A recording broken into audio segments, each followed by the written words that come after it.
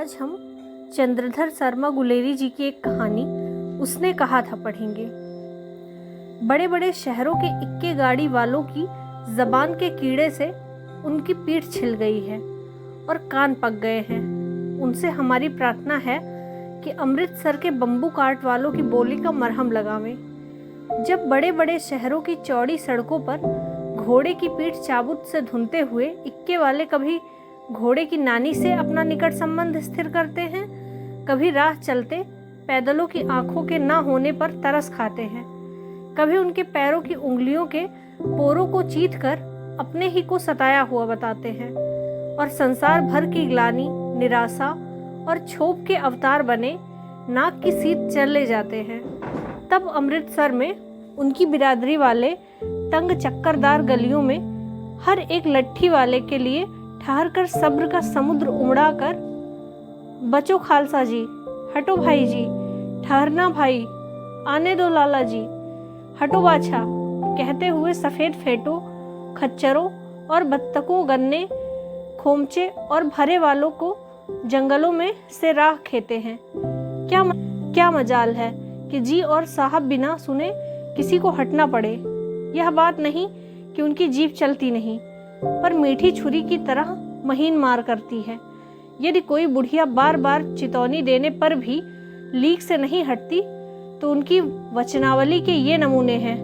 हट जा जीड़े जोगिए, हट जा कर्मा वालिए, हट जा पुत्ता प्यारिए, बच जा लंबी वालिए। समष्टि में इनके अर्थ हैं कि तू जीने योग्य है, तू भाग्यों वाली है, पुत्रों की प्यारी है, लंबी उम्र तेरे सामने है, तू क्यों मेरे पहिए के नीचे आना चाहती है, बच जा। ऐसे बम्बू कोट वालों के बीच में होकर एक लड़का और एक लड़की चौक की एक दुकान पर आ मिले। उसके बालों और इसके ढीली सुथने से जान पड़ता था कि दोनों सिख हैं। वह अपने मामा के केस धोने के लिए दही लेने आया था और यह रसोई के लिए बढ़िया। दुकानदार एक परदेसी से गुथ रहा था जो शेर भर गीले पापड़ों की गड्डी को गिने बिना हटता न था। तेरा घर कहाँ है? मगरे में। और तेरे? मांझे में। यहाँ कहाँ रहती है? अंतर सिंह की बैठक में। वह मेरे मामा होते हैं। मैं भी मामा के यहाँ आया हूँ। उनका घर गुरु बाजार में है। इतने में दुकानदार निपटा और इनका सौदा देने लगा। सौदा लेकर दोनों साथ साथ चले। कुछ दूर जाकर लड़के ने मुस्कुरा कर पूछा, तेरी कुड़माई हो गई? इस पर लड़की कुछ आंखें चढ़ाकर धत कहकर दौड़ गई और लड़का मुख देखता रह गया। दूसरे तीसरे दिन सब्जी वाले के यहाँ, दूध वाले के यहाँ अकस्मात दोनों मिल जाते। महीने भर यही हाल रहा। 2-3 बार लड़के ने फिर पूछा, तेरी कुड़माई हो गई? और उत्तर में वही धत मिला। एक दिन जब फिर लड़के ने वैसे ही हंसी में चिढ़ाने के लिए पूछा तो लड़की की संभावना के विरुद्ध बोली, हाँ हो गई है। कब? कल। देखते नहीं यह रेशम की कढ़ा हुआ सालू? लड़की भाग गई। लड़के ने घर की राह ली। रास्ते में एक लड़के को मोरी के ढकेल दिया। एक छावड़ी वाले की दिन भर की कमाई खोई। एक कुत्ते पर पत्थर मारा और एक गोभी वाले के ठेले में दूध उड़ेल दिया। सामने नहा कर आती हुई किसी वैष्णवी से टकरा कर अंधे की उपाधि पाई। तब कहीं घर पहुंचा। राम राम, यह भी कोई लड़ाई है? दिन रात खंदोक में बैठे हड्डियां अकड़ गई। लुधियाना से 10 गुना जाड़ा और मेह और बर्फ ऊपर से पिंडलियों तक कीचड़ में धंसे हुए हैं। जमीन कहीं दिखती ही नहीं। घंटे 2 घंटे में कान के पर्दे फाड़ने वाले धमाके के साथ सारी खंदक हिल जाती है और 100-100 गज धरती उछल पड़ती है। इस गैवी गोल से बचे तो कोई लड़े। नगर कोट का जलजला सुना था। यहाँ दिन में 25 जलजले होते हैं। जो कहीं खंदक से बाहर साफा या कुहनी निकल गई तो चटाक से गोली लगती है। ना मालूम बेईमान मिट्टी में लेटे हुए या घास की पत्तियों में छिपे रहते हैं। लहरा सिंह और 3 दिन 4 तो खंदक में बिता ही दिए। परसों रिलीफ आ जाएगी और फिर 7 दिन की छुट्टी। अपने हाथों झटका करेंगे और पेट भर खाकर सो जाएंगे। उसी फिरंगी मेम के बाग में मखमल का सा हरा घास है। फल और दूध की वर्षा कर देती है। लाख कहते हैं दाम नहीं लेती। कहती है तुम राजा हो, मेरे मुल्क को बचाने आए हो। 4 दिन तक एक पलक नहीं झेपी। बिना फेरे घोड़ा बिगड़ता है और बिना लड़े सिपाही। मुझे तो संगीन चढ़ाकर मार्च का हुक्म मिल जाए, फिर 7 जर्मनों को अकेला मार कर ना लौटूं तो मुझे दरबार साहब की देहली पर मत्था टेकना नसीब ना हो। पाजी कहीं के। कलों के घोड़े संगीन देखते ही मुंह फाड़ देते हैं और पैर पकड़ने लगते हैं। यूं अंधेरे में 30-30 मन का गोला फेंकते हैं। उस दिन धावा किया था, 4 मील तक एक जर्मन नहीं छोड़ा था। पीछे जनरल ने हट जाने का कमान दिया, नहीं तो सीधे बर्लिन पहुंच जाते। क्यों? सूबेदार हजार सिंह ने मुस्कुराकर कहा, लड़ाई के इस मामले जमादार या नायाब के चलाए नहीं चलते। बड़े अफसर दूर की सोचते हैं। 300 मील का सामना है, एक तरफ बढ़ गए तो क्या होगा? सूबेदार जी सच है, लहना सिंह बोला। पर क्यों? पर करें क्या? हड्डियों में तो जाड़ा धस गया है। सूर्य निकलता नहीं और खाई में दोनों तरफ से चंबे की बावलियों के से सोते झर रहे हैं। एक धावा हो जाए तो गर्मी आ जाए। उद्यमी उठ, सिगड़ी के कोले डाल। वजीरा, तुम जने बल्टियां लेकर खाई का पानी बाहर फेंको। लहना सिंह शाम हो गई है, खाई के दरवाजे का पहरा बदल दो। यह कहते हुए सूबेदार सारी खंदक में चक्कर लगाने लगे। वजीरा सिंह पलटन का विदूषक था। बाल्टी में गंदा पानी भरकर खाई के बाहर फेंकता हुआ बोला, मैं पागा बन गया हूँ, करो जर्मनी के बादशाह का तर्पण। इस पर सब खिलखिला पड़े और उदासी के बादल छट गए। लहना सिंह ने दूसरी बाल्टी भरकर उसके हाथ में देकर कहा, अपनी बाड़ी के खरबूजों में पानी दो। ऐसा खाद का पानी पंजाब भर में नहीं मिलेगा। हाँ, देश क्या है, स्वर्ग है। मैं तो लड़ाई के बाद सरकार से 10 गुना जमीन यहाँ मांग लूँगा और फलों के बूटे लगाऊंगा। लाड़ी होरा को भी यहाँ बुला लेंगे, या वही दूध पिलाने वाली फिरंगी मैम। चुप कर, यहाँ वालों को शर्म नहीं है। देश देश की चाल है। आज तक मैं उसे समझा ना सका कि सिख तंबाकू नहीं पीते। वह सिगरेट देने में हट करती है, होठों में लगाना चाहती है, और मैं पीछे हटता हूँ तो समझती है कि राजा बुरा मान गया, अब मेरे मुल्क के लिए लड़ेगा नहीं। अच्छा, अब बोधा सिंह कैसा है? अच्छा है, जैसे मैं जानता ही ना हूँ। रात भर तुम अपने कंबल उसे उड़ाते हो और आप सिगड़ी के सहारे गुजर करते हो। उसके पहरे पर आप पहरा दे आते हो। अपने सूखे लकड़ी के तख्तों पर उसे सुलाते हो। आप कीचड़ में पड़े रहते हो। कहीं तुम ना मांदे पड़ जाना। जाड़ा क्या है, मौत है, और निमोनिया से मरने वालों को मुरब्बे नहीं मिला करते। मेरा डर मत करो, मैं तो बुलेल की गड्ढ के किनारे मरूंगा। भाई कीरत सिंह की गोदी पर मेरा सिर होगा और मेरे हाथ के लगाए हुए आंगन के आम के पेड़ की छाया होगी। वजीरा सिंह ने त्योरी चढ़ाकर कहा, क्या मरने मारने की बात लगाई है? मरे जर्मनी और तुर्क। हाँ भाइयों, कुछ गाओ। दिल्ली शहर में पिंसोर नु जंदिया कर लेना लौंगा दा बपार मड़िए, कर लेना नाड़े दा सौदा अड़िए। लाड़ा चटाका कंदुए नू, कच्छू बड़िया वे मजेदार गोरिये। हुण लाड़ा चटाका कंदुए नू। कौन जानता था कि दाढ़ियों वाले घरबारी सिख ऐसे लुच्चों का गीत गाएंगे। पर सारी खंदक इस गीत से गूंज उठी और सिपाही फिर ताजे हो गए, मानो 4 दिन से सोते और मौज करते हों। दोपहर रात हो गई थी। अंधेरा है, सन्नाटा छाया हुआ है। वेगा सिंह खाली बिस्कुटों के 3 टिंकों पर अपने दोनों कंबल बिछाकर और लहना सिंह के 2 कंबल और एक बरान कोट ओढ़कर सो रहा है।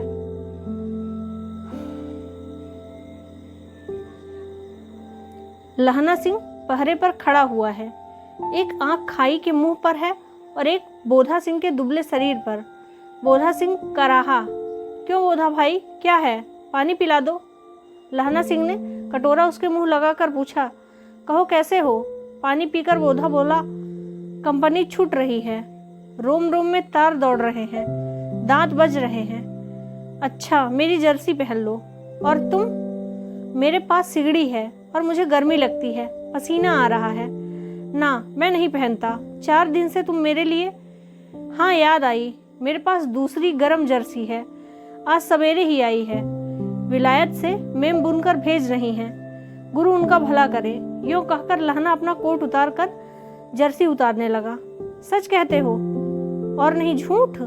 यूँ कहकर ना ही करते बोधा को उसने जबरदस्ती जर्सी पहना दी और आप खाकी कोट और जीन का कुर्ता भर पहने पहरा पर आ गया। मेम की जर्सी की कथा केवल कथा ही थी। आधा घंटा बीता, इतने में खाई के मुंह से आवाज आई, सूबेदार हजारा सिंह। कौन लेफ्टिनेंट साहब? हुक्म। हुजूर, कहकर सूबेदार तनकर फौजी सलाम करके सामने आया। देखो, इसी दम धावा करना होगा।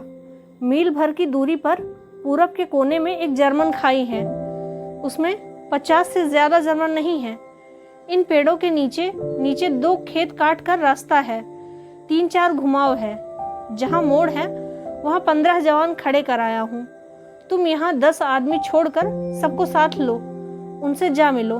खंदक छीन कर वहीं जब तक दूसरा हुक्म ना मिले डटे रहो। हम यहाँ रहेंगे। जो हुक्म। चुपचाप सब तैयार हो गए। बोधा भी कंबल उतार कर चलने लगा। तब लहना सिंह ने उसे रोका। लहना सिंह आगे हुआ तो बोधा के बाप सूबेदार ने उंगली से बोधा की ओर इशारा किया। लहना सिंह समझकर चुप हो गया। पीछे 10 आदमी कौन रहे, इस पर बड़ी हुज्जत हुई। कोई रहना ही ना चाहता था। समझा बुझाकर सूबेदार ने मार्च किया। लेफ्टिनेंट साहब लहना की सिगड़ी के पास मुंह फेर कर खड़े हो गए और जेब से सिगरेट निकालकर सुलगाने लगे। 10 मिनट बाद उन्होंने लहना की ओर हाथ बढ़ाकर कहा, लो तुम भी पी लो। लो तुम भी पियो। आंख मारते मारते लहना सिंह सब समझ गया। मुंह का भाव छिपाकर बोला, लाओ साहब। हाथ आगे करते ही उसने सिगड़ी के उजाले में साहब का मुंह देखा, बाल देखे, तब उसका माथा ठनका। लेफ्टिनेंट साहब के पट्टियों वाले बाल एक दिन में ही कहाँ उड़ गए हैं और उनकी जगह कैदियों के कटे बाल कहाँ से आ गए? शायद साहब शराब पिए हुए हैं और उन्हें बाल कटवाने का मौका मिल गया है। लहना सिंह ने जांचना चाहा। लेफ्टिनेंट साहब 5 वर्ष से उनकी रेजिमेंट में थे। क्या साहब हम लोग हिंदुस्तान कब जाएंगे? लड़ाई खत्म होने पर है। क्यों, क्या यह देश पसंद नहीं है? नहीं साहब, शिकार के वह मजे यहाँ कहाँ। याद है, पार साल नकली लड़ाई के पीछे हम आप जगाधरी जिले में शिकार करने गए थे। हाँ हाँ, वहीं। जब आप खोते पर सवार थे और आपका खनसामा अब्दुल्ला रास्ते के एक मंदिर में जल चढ़ाने को रह गया था। बेशक पाजी कहीं का। सामने से वह नील गाय निकली कि ऐसी बड़ी मैंने कभी नहीं देखी थी, और आपकी एक गोली कंधे में लगी और पिट्ठे से निकली। ऐसे अफसर के साथ शिकार खेलने में मजा है। क्यों साहब? शिमले से तैयार होकर उस नील गाय का सिर आ गया था ना। आपने कहा था कि रेजिमेंट की मैस में लगाएंगे। हाँ, पर मैंने वह विलायत भेज दिया। ऐसे बड़े बड़े सींग 2-2 फुट के तो होंगे। हाँ लहना सिंह, 2 फुट 4 इंच के थे। तुमने सिगरेट नहीं पिया? पीता हूँ साहब, दिया सलाई ले आता हूँ, कहकर लहना सिंह खंदक में घुसा। अब उसे संदेह नहीं हो रहा था। उसने झटपट निश्चय कर लिया कि क्या करना है। अंधेरे में किसी सोने वाले से वह टकराया। कौन? वजीरा सिंह? हाँ, क्यों लहना, क्या कयामत आ गई? जरा तो आंख लगने दी होती। होश में आओ, कयामत आई है और लेफ्टिनेंट साहब की वर्दी पहन कर आई है। क्या? लेफ्टिनेंट साहब या तो मारे गए हैं या कैद हो गए हैं। उनकी वर्दी पहनकर यह कोई जर्मन आया है। सूबेदार ने इसका मुंह नहीं देखा, मैंने देखा और बातें की है। सोहरा साफ उर्दू बोलता है, पर किताबी उर्दू, और मुझे पीने को सिगरेट दिया है। तो अब मारे गए। धोखा है। सूबेदार कीचड़ में चक्कर काटते फिरेंगे और यहाँ खाई पर धावा होगा। उठो, एक काम करो, पलटन के पैरों के निशान देखते देखते दौड़ जाओ। अभी बहुत दूर ना गए होंगे। सूबेदार से कहो एकदम लौट आए। बंदूक की बात छूट है। चले जाओ, खंदक के पीछे से निकल आओ, पत्ता तक ना उड़ेगा, देर मत करना। हुक्म तो यह है कि यही ऐसी तैसी हुक्म की। मेरा हुक्म जमादार लखन सिंह, जो इस वक्त यहाँ सबसे बड़ा अफसर है, उसका हुक्म है। मैं लेफ्टिनेंट साहब की खबर लेता हूँ। पर यहाँ तो तुम 8 ही हो। 8 नहीं 10। एक एक अकालिया सिख 1.25 लाख के बराबर होता है। चले जाओ। लौटकर खाई के मुहाने पर लहना सिंह दीवार से चिपक गया। उसने देखा कि लेफ्टिनेंट साहब ने जेब से बेल के बराबर 3 गोली निकाले। तीनों को जगह जगह खंदक की दीवारों में घुसेड़ दिया और तीनों में एक तार सा बंधा दिया। तार के आगे सूत की एक गुत्थी थी, जिसे सिगरेट के पास रखा। बाहर की तरफ जाकर एक दिया सलाई जलाकर गुत्थी पर रखने, बिजली की तरह दोनों हाथों से उल्टी बंदूक को उठाकर लहना सिंह ने साहब की कोहनी पर तान कर मार दी। धमाके के साथ साहब के हाथ से दिया सलाई गिर पड़ी। लहना सिंह ने एक कुंदा साहब की गर्दन पर मारा और साहब आंख मीन गॉट कहते हुए चित हो गए। लहना सिंह ने तीनों गोले बीन कर खंदक के बाहर फेंके और साहब को घसीटकर सिगड़ी के पास लिटाया। जेबों की तलाशी ली। 3-4 लिफाफे और एक डायरी निकालकर उन्हें अपनी जेब के हवाले कर दिया। साहब की मूर्छा हटी। लहना सिंह हंसकर बोला, क्यों लेफ्टिनेंट साहब, मिजाज कैसा है? आज मैंने बहुत बातें सीखी। यह सीखा कि सिख सिगरेट पीते हैं और सीखा कि जगाधरी के ज़िले में नीलगायें होती हैं और उनके 2 फुट 4 इंच के सींग होते हैं। यह सीखा कि मुसलमान खानसामा मूर्तियों पर जल चढ़ाते हैं और लेफ्टिनेंट साहब खोते पर चढ़ते हैं। पर यह तो कहो, ऐसी साफ उर्दू कहाँ से सीखाए? हमारे लेफ्टिनेंट साहब तो बिन डेम के 5 लफ्ज भी नहीं बोल सकते हैं। लहना ने पतलून के जेबों की तलाशी नहीं ली थी। साहब ने मानो जाड़े से बचने के लिए दोनों हाथ जेब में डाले। लहना सिंह कहता गया, चालाक तो बड़े हो, पर मांझे का लहना इतने बरस लेफ्टिनेंट साहब के साथ रहा है। उसे चकमा देने के लिए 4 आंखें चाहिए। 3 महीने हुए एक तुर्की मौलवी मेरे गांव आया था। औरतों को बच्चे होने के ताबीज़ बांटता था और बच्चों को दवाई देता था। चौधरी के बड़ के नीचे मंजा बिछाकर हुक्का पीता रहता था और कहता था कि जर्मनी वाले बड़े पंडित हैं। वेद पढ़ पढ़कर उसमें से विमान चलाने की विद्या जान गए हैं। गौ को नहीं मारते। हिंदुस्तान में आ जाएंगे तो गौ हत्या बंद कर देंगे। मंडी के बनियों को बहकाता कि डाक खाने से रुपया निकाल लो, सरकार का राज्य जाने वाला है। डाक बाबू पोल्हू राम भी डर गया था। मैंने मुल्ला जी की दाढ़ी मूड़ दी और गांव से बाहर निकालकर कहा था कि जो मेरे गांव में अब पैर रखा तो साहब की जेब में से पिस्तौल चली और लहना की जांघ में गोली लगी। इधर लहना की हेनरी मार्टिन के 2 फायरों ने साहब की कपाल क्रिया कर दी। धड़ाका सुनकर सब दौड़े आए। बोधा चिल्लाया, क्या है? लहना सिंह ने उसे यह कहकर सुला दिया, एक हड़का हुआ कुत्ता आया था, मार दिया और औरों से सब हाल कह दिया। सब बंदूकें लेकर तैयार हो गए। लहना ने साफा फाड़कर घाव के दोनों तरफ पट्टियां कसकर बांधी। घाव मांस में ही था। पट्टियों के कसने से लहू निकलना बंद हो गया। इतने में 70 जर्मन चिल्लाकर खाई में घुस पड़े। सिखों की बंदूकों की बाढ़ ने पहले घाव को रोका, दूसरे को रोका, पर यहाँ थे 8। लहना सिंह तक कर मार रहा था।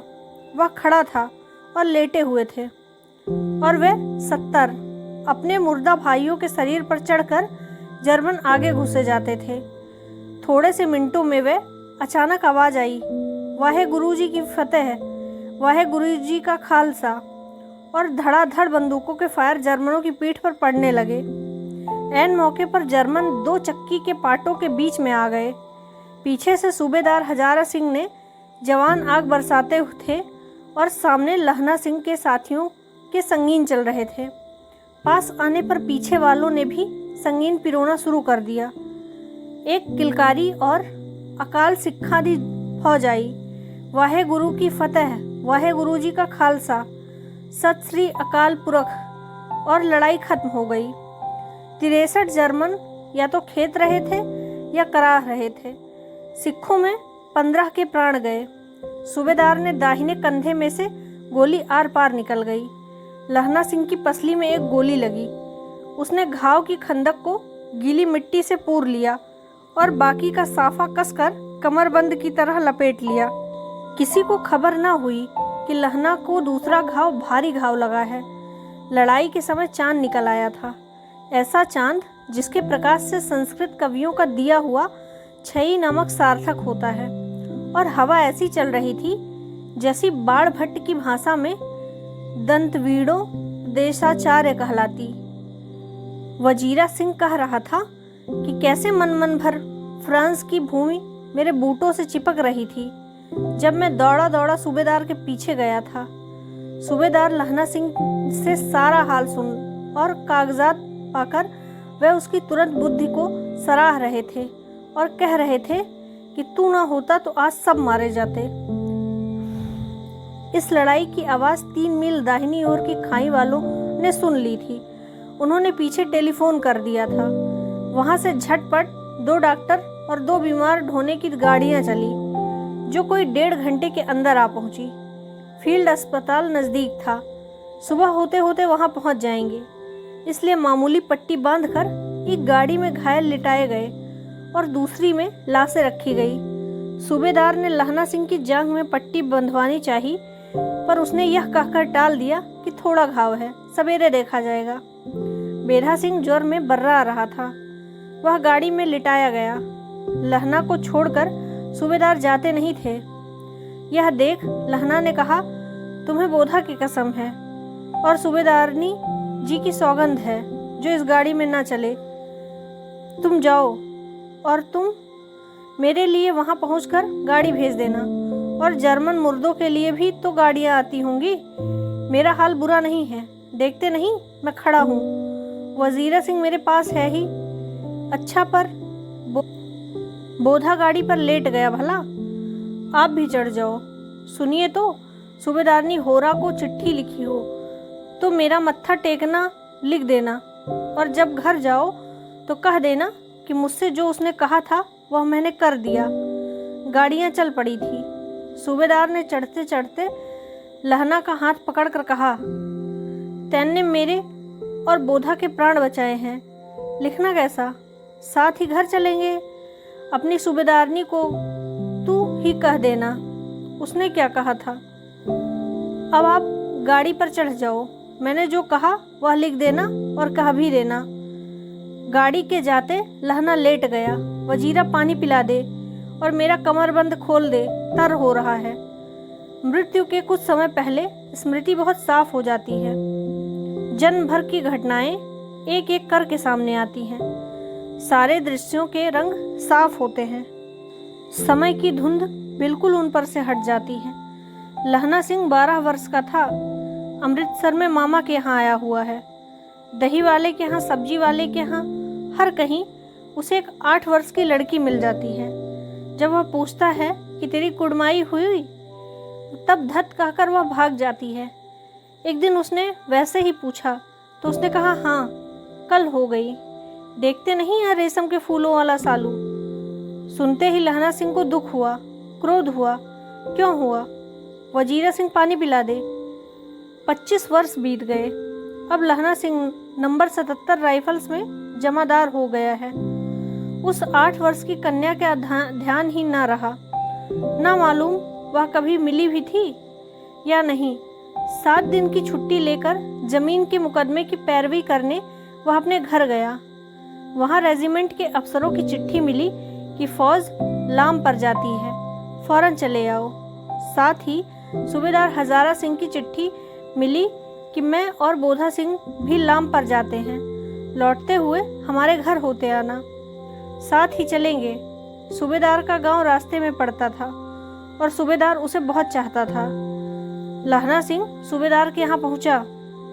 जब चलने लगे तब सूबेदार बैठे में से निकल कर आया। बोला, लहना, सूबेदारनी तुमको जानती हैं, बुलाती हैं, जा मिल ला। लहना सिंह भीतर पहुंचा। सूबेदारनी मुझे जानती हैं? कब से? रेजिमेंट के क्वार्टरों में तो कभी सूबेदार के घर के लोग रहे नहीं। दरवाजे पर जाकर मत्था टेकना कहा। आशीष सुनी। लहना सिंह चुप। मुझे पहचाना? नहीं। तेरी गुड़माई हो गई? धत, कल हो गई। देखते नहीं, रेशमी बूटों वाला सालू, अमृतसर में। भावों की टकराहट से मूर्छा खुली, करवट बदली, पसली का घाव बह निकला। वजीरा पानी पिला, उसने कहा था। स्वप्न चल रहा है, सूबेदारनी कह रही है। मैंने तेरे को आते ही पहचान लिया। एक काम कहती हूँ, मेरे तो भाग फूट गए। सरकार ने बहादुरी का खिताब दिया है, लायलपुर में जमीन दी है। आज नमक हलाली का मौका आया है, पर सरकार ने हम तीमियों की एक घंघरिया पलटन क्यों न बना दी, जो मैं भी सूबेदार जी के साथ चली जाती। एक बेटा है, फौज में भर्ती हुए उसे 1 ही बरस हुआ। उसके पीछे 4 और हुए, पर एक भी नहीं जिया। सूबेदारनी रोने लगी। अब दोनों जाते हैं। मेरे भाग, तुम्हें याद है, एक दिन तांगे वाले का घोड़ा दही वाले की दुकान के पास बिगड़ गया था। तुमने उस दिन मेरे प्राण बचाए थे। आप घोड़े की तालों में चले गए थे और मुझे उठाकर दुकान के तख्ते पर खड़ा कर दिया था। ऐसे ही इन दिनों मेरे दोनों को बचाना है। यह मेरी भिक्षा है, तुम्हारे आगे आंचल पसारती हूँ। रोती रोती सूबेदारनी उबरी में चली गई। लहना भी आंसू पोंछता हुआ बाहर आया। वजीरा सिंह, पानी पिला, उसने कहा था। लहना का सिर अपनी गोद में लिटाए वजीरा सिंह बैठा है। जब मांगता है तब पानी पिला देता है। आधे घंटे तक लहना चुप रहा, फिर बोला, कौन, कीरत सिंह? वजीरा ने कुछ समझकर कहा, हाँ भैया, मुझे और ऊंचे कर दो, अपने पट्टे पर मेरा सिर रख लो। वजीरा ने वैसे ही किया। हाँ, अब ठीक है, पानी पिला दे। बस अब के हाड़ में यह आम खूब फलेगा। चच्चा भतीजा दोनों यही बैठकर आम खाना। जितना बड़ा तेरा भतीजा है उतना ही यह आम। जिस महीने उसका जन्म हुआ था उसी महीने में मैंने इसे लगाया था। वजीरा सिंह के आंसू टप टप टपक रहे थे। कुछ दिन पीछे लोगों ने अखबार में पढ़ा, फ्रांस और बेल्जियम 68वीं सूची, मैदान में घावों से मरा, नंबर 77, सिख राइफल्स जमादार लहना सिंह। धन्यवाद।